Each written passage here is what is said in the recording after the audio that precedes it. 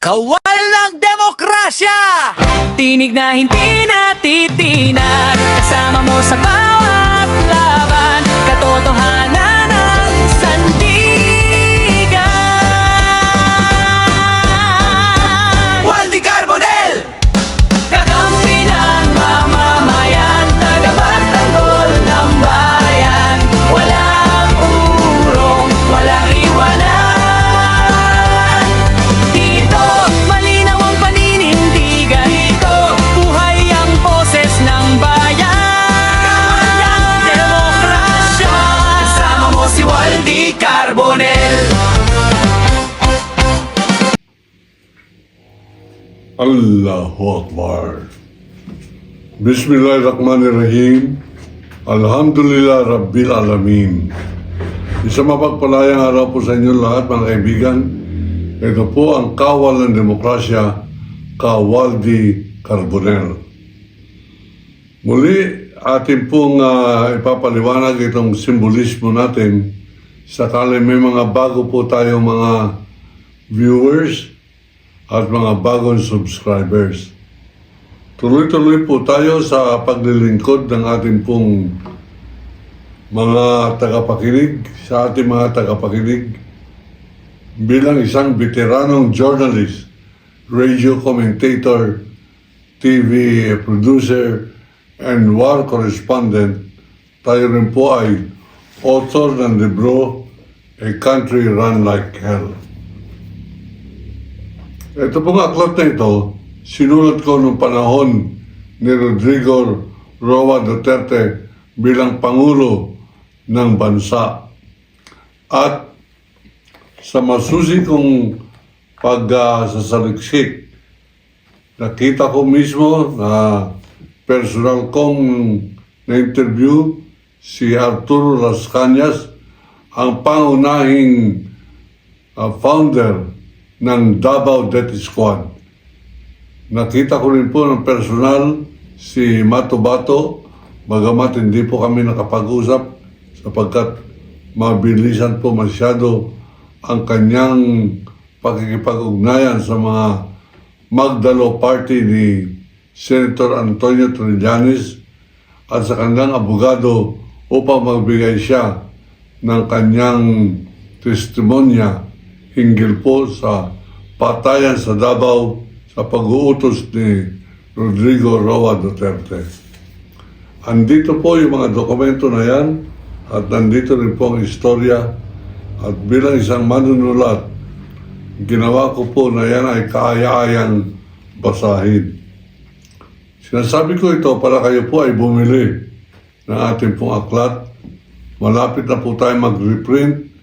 Meron na lamang po akong 150 copies at pag naubos ko po yung 50 ay pupunta na po tayo sa imprenta para mag-reprinting ng ating pong aklat.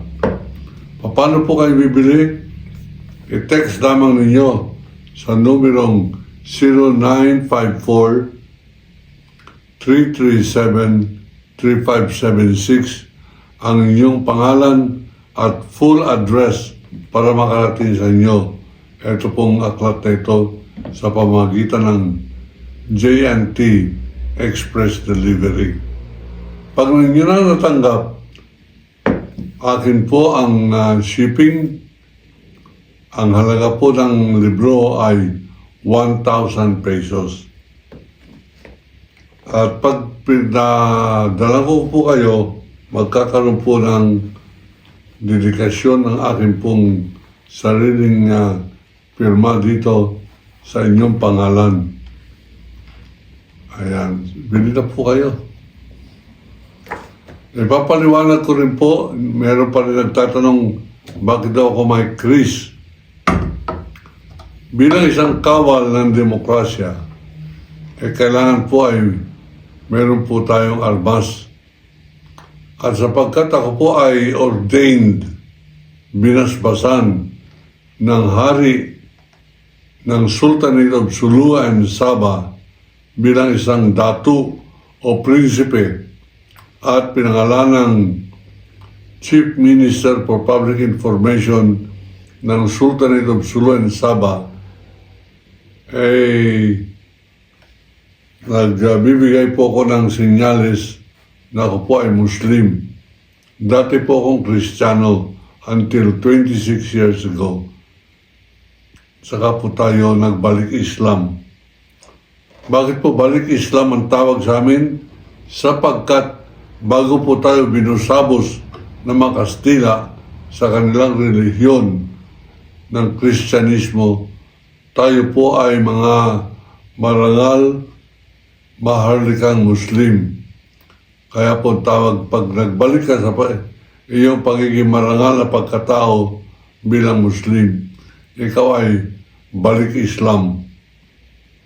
Sa mga nagtatanong po, bakit baliktad ang aking bandera, hindi ko po din binibigyan ng kawalan ng paggalang, kundi binibigyan ko ng ningning ang ating pong bandera, sapagkat ang simbolo po ng pula ang nasa taas, yan ay paggigera, pagprotesta, at ako po ay nagproprotesta, ako po ay nagigera laban sa Communist China na patuloy hanggang sa araw na ito, tuloy-tuloy ang kanilang panghihimasok sa ating pong West Philippine Sea.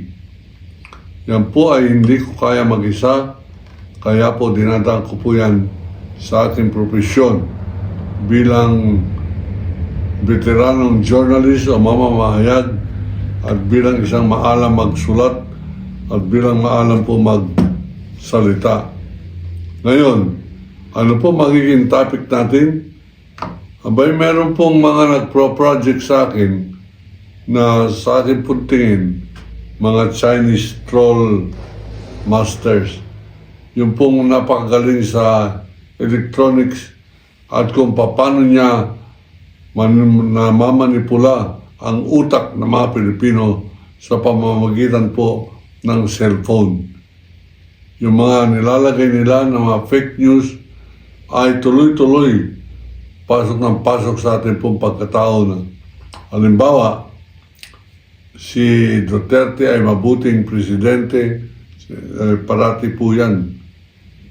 Pag nanonood kayo, parating mga may nagsasabing mahal nila si Tatay Digong, bring him home. Parati nakikita si Sara Duterte hanggang mapaniwala niya ang kanyang sarili at mapaniwala tayo ng Chinese fake news agents na talagang malakas si Sara Duterte. Ngayon, sa kadahilanan ng mga pangyayari na nakaraan, naniniwala rin ako na may pag-asa pa ang mga Pilipino. Naniniwala akong kaya pa rin natin humalagpos sa kamangmangan at sa ating nangyayari sa ating bayan na kung paano naduduhagi ang ating po mga kababayan sa mga politikong masyadong gahaman sa kapangyarihan. Sa kanilang pamumulitika, ginagamit ang relihiyon upang sa ganun, meron magdidikta na silang iboto solid black voting. Alam na po ninyo kung ano relihiyon na yan. Alam na po ninyo bakit tayo nagkaroon ng mga bugok na senador, bakit tayo nagkaroon ng bugok at walang hiyang presidente pareho ni Duterte. Mga kaibigan, meron po akong ibubulgar sa inyo ngayon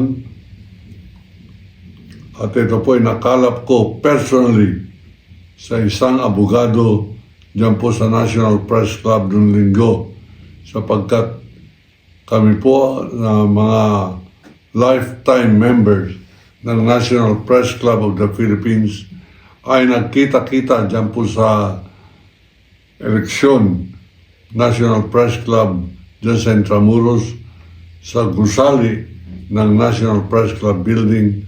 Nagkita-kita po kami at nagkaroon ako ng first-hand information tungkol po dyan sa nangyayaring destabilization campaign ng mga grupo ni Sara Duterte, Mike Defensor, Marcoleta, Kaya Alan Cayetano, Villanueva, si Jinggoy Estrada, at mga elemento ng Maisog Group kasama ni Sara Duterte. Ngayon, ang pag-uusapan po natin ay yung immoralidad ng pamilya Defensor. Si Mike Defensor, mga kaibigan, ay anak ng aking pong kaeskwela na si Attorney Matt Defensor ng Quezon City. Si Mike Defensor ay nakasama ko rin sa aktivismo noong panahon, mga huling mga taon ni Ginoong Ferdinand Marcos Sr. nang siya ay naging presidente ng League of Filipino Students. Ako po naman ang chairman ng Bagong Alyansa Makabayan Metro Manila Chapter. Yan si Mike Defensor.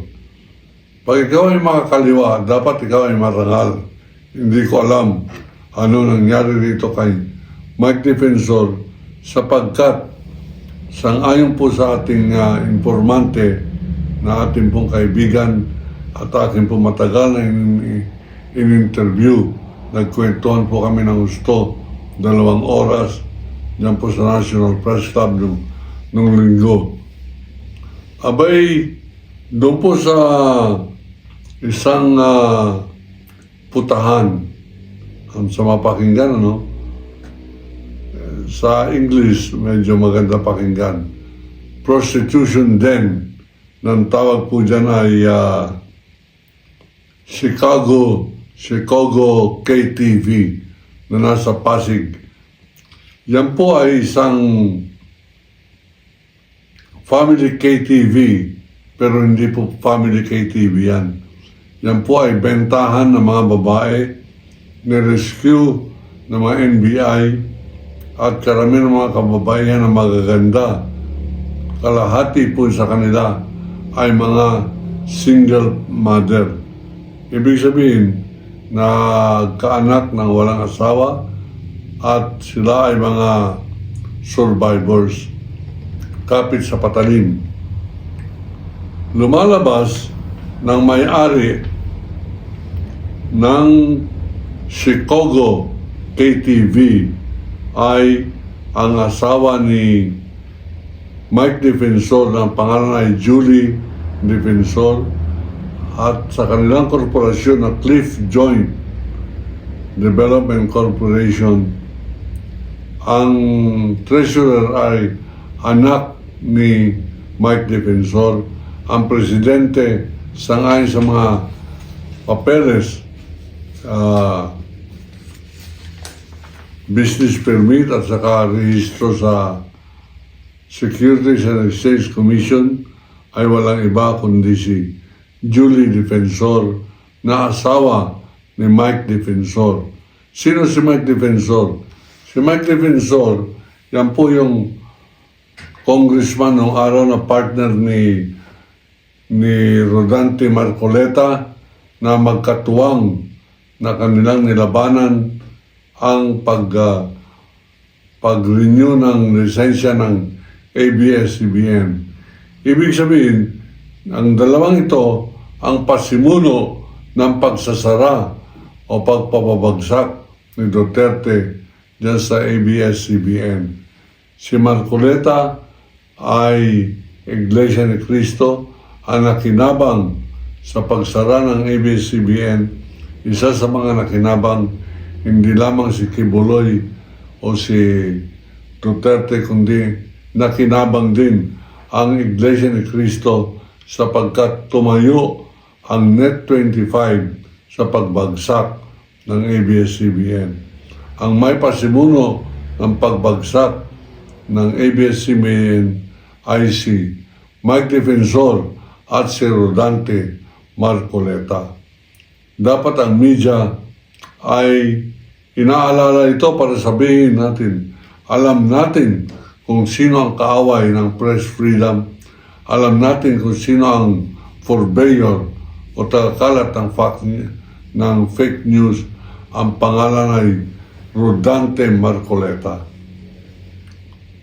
Mga kaibigan, itong issue natin ngayon, akin ilalad sa inyo ang pagiging matibay na ugnayan ni Mike Defensor diyan po sa destabilization effort na ginagamit si Gutesa, isang Marine officer kuno na ngayon ay nawawala, at yung 18 Marines na fake at nakikita parati diyan po sa Chicago KTV.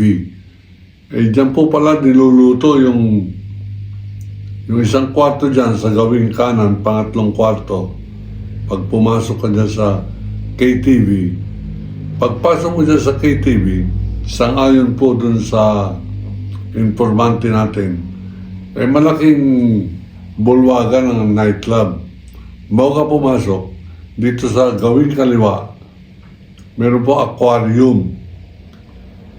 Aquarium, ibig sabihin kwarto na panay salamin dito sa harap. At nakaupo dyan ang mga babae. Naka-mini skirt, mababa ang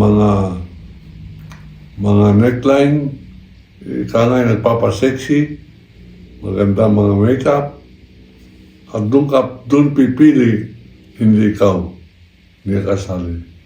Doon ka pipili ng iyong gusto makapartner doon sa loob ng KTV. Ano po ibig sabihin ng KTV? Karaoke television. Yan po yung mga kumakanta-kanta na nakikita po sa screen, ang mga letra at mga pampaliw na mga litrato. Lumalabas, sangayon po sa NBI kay Attorney Matibag sa kanyang interview na binigay sa media, na ang halaga ng bawat isang babae nandun po sa pag-uusap ay nagsisimula sa 15,000 pataas. Doon po sa informante natin, ang sabi niya, sapagkat karamihan ng mga babaeng magaganda dyan sa Chicago KTV ay mga single parents o mga nanay na walang asawa. 15,000 pataas po ang halaga nila. Ngayon, pag virgin, meron palang virgin pang nare-recruit dyan, 70,000. Sabi ng informante natin, meron siyang kliyente na kuha ng beauty contestant, sumali sa Miss Philippines Universe, abay 100,000 ang ibinayad.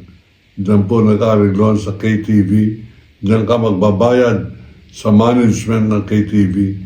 Ang tresurera ng Clip Point Development Corporation na may-ari ng Chicago KTV ay anak na babae ni Defensor.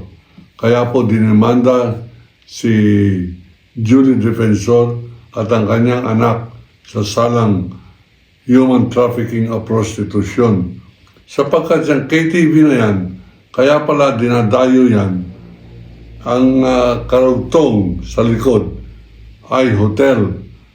Sa mga tuwid, papasok ka, hindi ka mahiya sapagkat KTV. Papark ka, papasok ka dyan, tuloy-tuloy ka sa mga kwarto ng kung saan nag-iinuman, nagkakantahan, at sang-ayon sa interview kay Matibag, abay, amoy na amoy yung high-grade marijuana. Diyan pa lamang sa may sala, at habang kayo pumapasok, amoy na amoy. Ibig sabihin, nagpapat session sa droga diyan po sa Chicago KTV. At pag ikaw ay nakapagbayad na kay defensor ng 70,000 or 30,000 sa babae, 70,000 pag virgin, at dinideklara ng management ng Chicago KTV na yung isang mukhang probinsyana riyan, yun ang sa gawing kaliwa. Number 16, halimbawa, virgin po yan. 100,000 yan.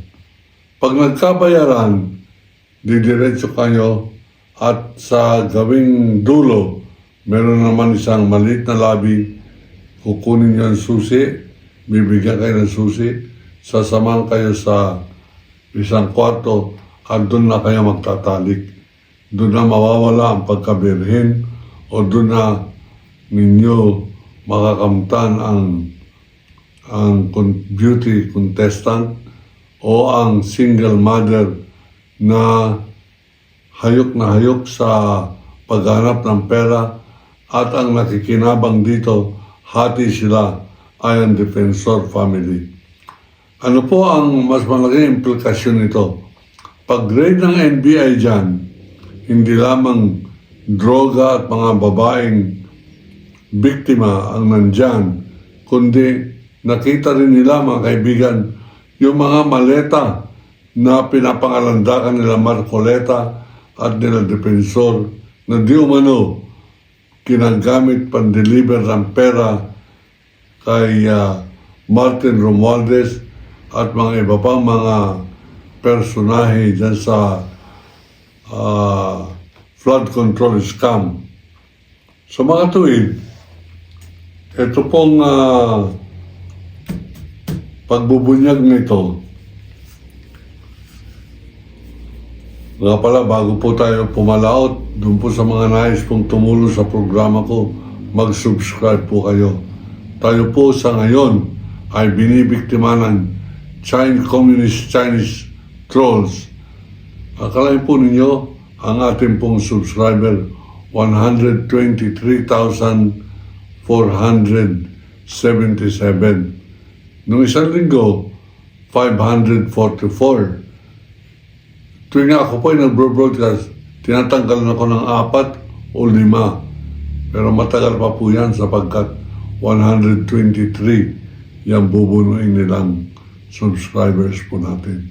At pag kayo'y magsusubscribe ngayon, napapalitan na po ninyo yung mga tinatanggal sa akin ng Chinese Embassy sa kanilang kagalingan sa artificial intelligence. Ngayon, bago po tayo magpatuloy, sasabihin ko na po sa inyo ang punchline nitong ating pong komentaryo ngayon. Mag-subscribe muna po kayo. At pakalatin ninyo ito para makarating sa Malacanang. Na-establish na po ng NBI na sa prostitution house, pag-aari ng pamilya Mike Defensor, dating congressman ng Quezon City. Ngayon ay pinasara na po yan at ang local government sa ilalim ni Mayor Vico Soto ay hindi na po kinanselan niya yung business permit ng Blue Hotel at Chicago KTV para masarahan yung prostitution house ng mga defensor, mga kaibigan. At ang naging parang palaman nitong aking pakikipag-usap na ito, alam po ninyo kung sino ang mga nakita niya riyan na madalas nakausap ni defensor, si Marcoleta. At yung 4 na sa 18 Marines, 4 lamang po ang parating kausap ni Marcoleta at ni Defensor. At yan ang binibigay sa kanila yung mga babaeng tag 15,000 at 30,000 lamang. Yan po yung mga dalagang ina. Ngayon mga kaibigan, masasabi natin na drawing masyado itong ginagawang pananabutahe, pamumulitika ng mga depensor Sara Duterte at yung kanilang abogado si Balicod at si Topacio. Ferdinand Topacio, si Levi Balicod ang nasa likod ng paninirang malawakan sa administrasyon ni Bongbong Marcos Jr. Nais po natin tumulong sapagkat naniniwala ako na masyado pong delikado ngayon. Ngayon mo papabagsakin si Bongbong Marcos, hindi lamang sa papalit si Sara Duterte, kundi yan ay kagustuhan ng Communist China na mangyari sa ating bansa. At naging tungkulin ng kawalan ng demokrasya, panindigan yan. Kaya po pula ang nasa taas ng aking pong bandera sapagkat lalaban po ako. Hindi lamang po yan ang ating sandata. Tayo po ay lisensyadong meron din mga armas at ako po ay lisensyado at merong karapatan magmay-ari ng 5 armas, 3 maliliit o handgun, 2 mahaba o automatic high-powered rifle. Ngayon, ano po ang kalagayan? Ang kalagayan po ngayon, nanganganib si Bongbong Marcos. Talagang puspusan, sangayon sa abogado ang aking pong kausap ng linggo, puspusan ang gagawin nila Sara Duterte, Marcoleta at yung kanyang 16 lawyers kung paano pababagsakin si Bongbong Marcos upang wag nang paabutin ng 2028, wag nang matuloy ang impeachment trial sa Senado at ang magiging presidente na si Sara Duterte, buburahin niya yung impeachment na yan, tatanggalin niya sa tulong ng Supreme Court yung mga senador o ang buong Senado para wag na matuloy ang impeachment. Yan po ang aking pong i-report sa inyo. Pakalatin po ninyo yan sapagkat yan ang plano nilang mangyayari. Masyado na pong masalimuot ang usaping politika sa atin, masyado madumi, masyado madugo, at masyado na pong garapalan. At ang ating mga mamamayan ay wala pong magawa yan kundi maghanap ng leader. Dinasabi ko sa inyo, meron pa tayong pag-asa sapagkat meron po tayong Trillanes, meron po tayong Lacson, meron pa po tayong Tariela, nandiyan pang De Lima, nandiyan pang Hontiveros. May pag-asa pa po tayo. Nandiyan din ang mga iba pang mga dapat na kunin ni Bongbong Marcos, Tony Carpio, Atty. Homo Bono Adasa, Colonel Leonardo Odonio ng PMA Class 64, at ilang pang mga leaders natin na handa sanang tumulong kay BBM, even from the opposition. Magtulong-tulong po tayo, iligtas natin ang ating bansa sapagkat tuloy-tuloy sa oras na ito, tuloy-tuloy ang report sa akin na dumarami masyado ang barko ng mga inchik, komunistang inchik, diyan po sa West Philippine Sea. Kung noong isang linggo, meron po silang 217 na nabilang. Kahapon, may nag-report sa akin, 300 na barko ng Communist China nakapaligid po dyan sa may di kalayuan ng Palawan, di kalayuan sa Zambales at Pangasinan. Tayo po ay sinasakop at ang kulang na lang ay maiupo nila si Sara Duterte at sila'y lalanding na, papasok na dito sa ating kalupaan. Ako po si Waldy Carbonell, nagsasabing, iniibig ko ang Pilipinas.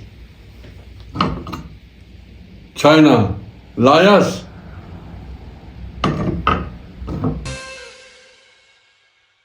Sa bawat tanong, may katotohanan. Sa bawat laban, may kakampi ka.